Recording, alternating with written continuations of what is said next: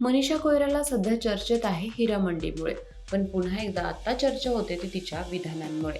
एका हिंदी चॅनेलला दिलेल्या मुलाखतीत मनीषाने आपल्या बॉलिवूडच्या आठवणी तर सांगितल्यात, त्याचबरोबर तिने अनेक वाईट कटू सत्य सुद्धा सांगितलं आहे. बॉलिवूडची दुसरी बाजू म्हणून आता मनीषाची विधानं चर्चेत आहेत.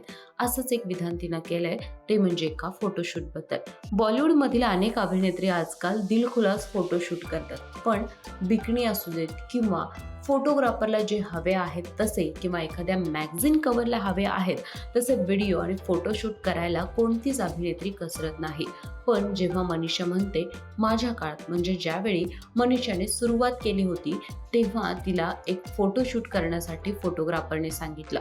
मनीषा म्हणते की तो फोटोग्राफर खूप प्रसिद्ध आहे. आता मी त्याचं नाव घेत नाही, पण ही घटना नेहमीच माझ्या लक्षात राहील, कारण या फोटोग्राफरने एक बिकनी आणली आणि तिला म्हटलं की ही घाल, यामध्ये तुझे आपण फोटोशूट करूयात. मनीषाला या गोष्टीचं आश्चर्य वाटलं. ती म्हणते, मला या गोष्टीचा जरा सुद्धा अंदाज नव्हता की फोटोग्राफर असं काहीतरी सांगेल.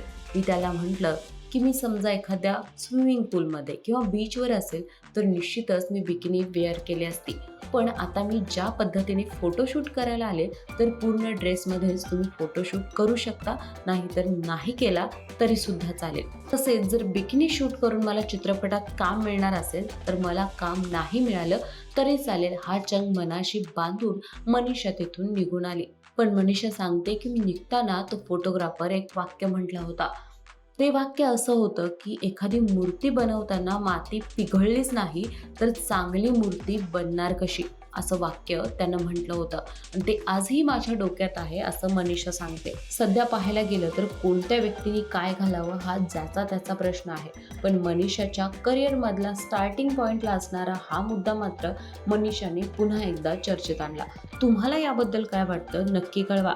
त्याचबरोबर आजकालच्या बॉलिवूड इंडस्ट्रीबद्दल काय मत आहे हे कॉमेंट करायला विसरू नका.